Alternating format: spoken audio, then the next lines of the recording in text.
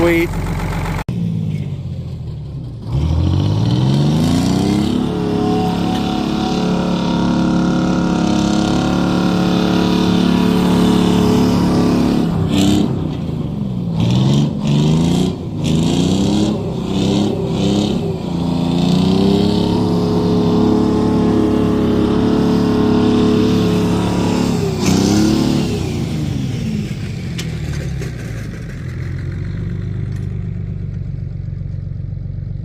The most insulting thing about old vehicles is how much better they run than new ones. They have their quirks and their problems. This one can't seem to keep air in the tires. But it sits for a year and then it just starts. It just starts with zero, like it's got no coolant, the rad's rotten, and it's got all kinds of technical difficulties, and the door doesn't close. But I put a key switch in it, and it's just insulting.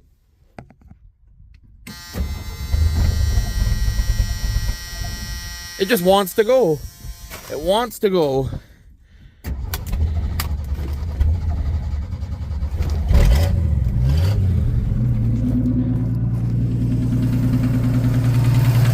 Is it still leaking fuel? Oh, it's still leaking fuel. It must be, it's probably out of fuel now. I bet it has no fuel in it. I'll have to add some. Because it should be spraying out of this cracked hose, but it's not. Oh, that is stale. Very orange.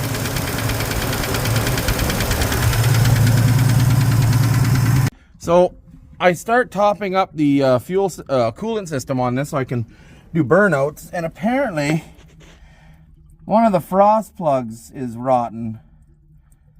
That's a real downer.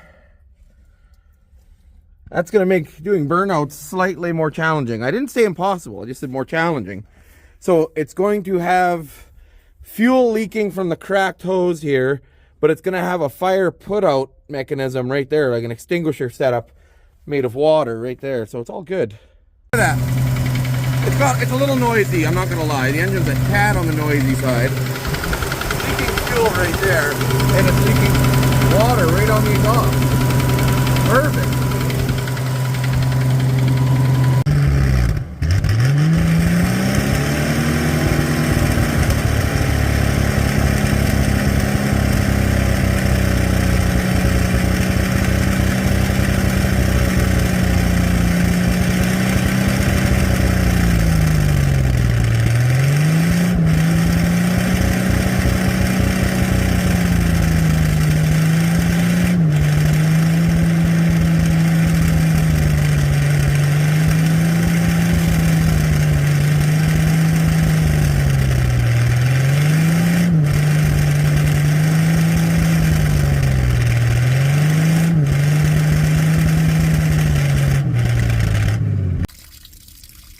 The coolant looks a little shitty, just a little. Like a glove.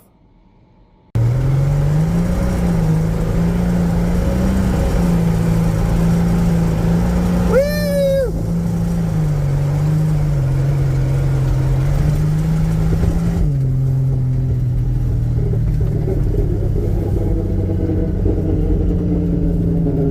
I think I just lost the steady bearing.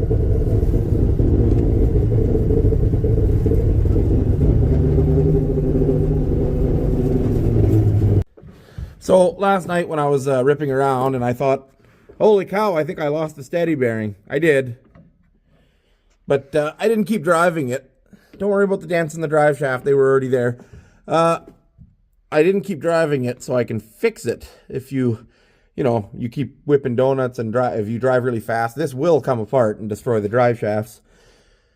But I caught it soon enough, so more money, more problems. So when you're working on a derelict piece of crap like this, yeah, you just put a sheet of plywood over the hole. Anyway, sometimes curses are blessings in disguise. So when I was whipping donuts last night and I lost the steady bearing, I put in a new carrier bearing / steady bearing, whatever you guys call them. And while I was under here, it gave me all the more excuses to look around. And here, this tank strap was tore right off from the loader loading this truck, offloading it at the wrecking yard. And I fixed it already. Like, I dieseled that and took it apart, but this would have eventually fallen out. And I mean, it's questionable how long this other strap had left in it. So I'm going to take that as a blessing in disguise and move on to the next problem. I'm pretty impressed. This old girl, the challenge of working on an old truck is that there's usually several things that took it off the road. And when you add them up to the person who owned the vehicle before, they've already done too many repairs usually, and they're tired of it. It's an old truck. We're not willing to deal with brakes and drive shaft problems and leaks. But when you're just getting into something like this, and especially on a small budget and having a good time and not doing it because you need to drive it to work every day, it's like a challenge. Like right now the truck's fighting me, and we're going to see who wins this battle, essentially. Listen to that thing purr. Just getting better every day.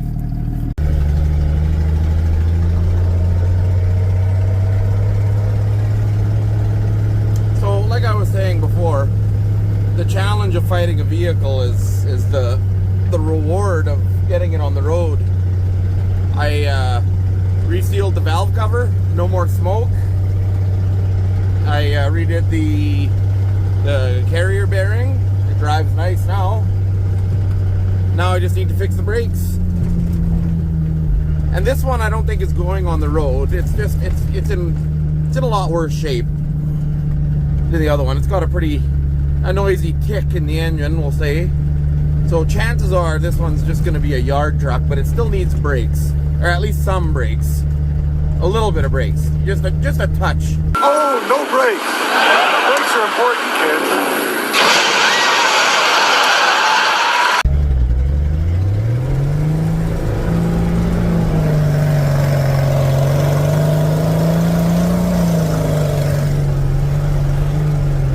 Oh, yeah.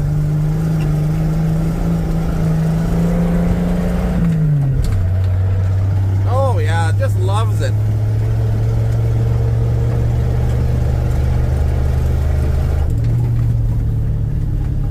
Oh, it just gets better all the time. The more I drive it, the healthier it feels. So, after some more testing, I know now that the radiator's rotten. I suspected it was. I suspected it was leaking. But now I know it's leaking. So,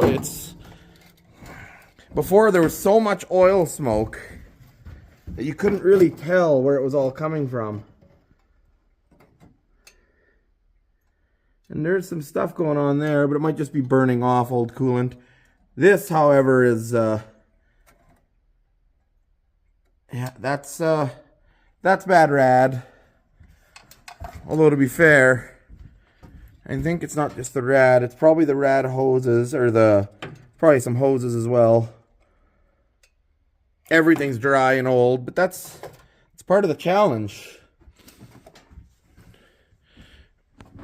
Now, I have been bagging on it for a little bit, and I suspect it's actually hotter than the temp gauge in the interior would like me to believe. Let's oh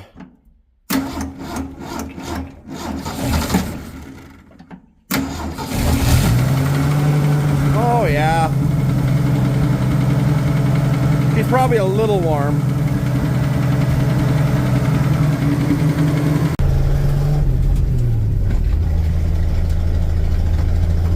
There's that fourth gear shift.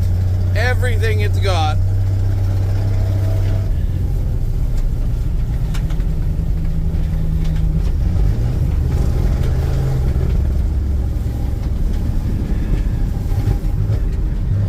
It's got some carb problems.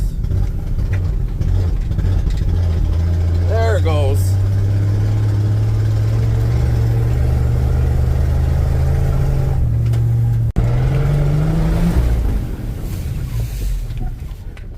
Oh, I don't think it liked that water too much.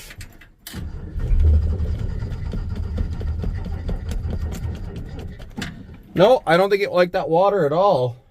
These things aren't very splash proof at all. Everything's wet. And I barely even hit a puddle. It's nothing. Oh yeah, she's good to go, and we'll go home. Poor thing. I think it was running on the battery, and it was right at the end of the battery life. And then I stalled it in that water hole, and she drank a little water, and the battery just gave out right then and there. So it turned out it wasn't hydraulic or anything. It had just gotten wet, and the battery was just dead. I just boosted it and it started again. But I kind of at a crossroads with this thing as to what to do with it. The tires are all flat again. That one's tubed, which is particularly insulting. I'm sure it has nothing to do with the burnouts and the jumping and the, and the whipping donuts. Either way, it doesn't matter. I'm at a crossroads. It's a drivable farm truck, but the brakes don't work. It needs all new brake lines, all new brake hoses. The engine's not particularly healthy. The rad's rotten. I mean, it can function as a yard truck, or I can sell it as a project to somebody. It's actually really good as a mouse trap. So if you set up a trap in there, almost every day it's full. And yeah, I had it parked next to the house for a few days. And yeah, like this thing was just a mouse magnet. Oh boy. Oh, that's a new one. Anyway, moving on.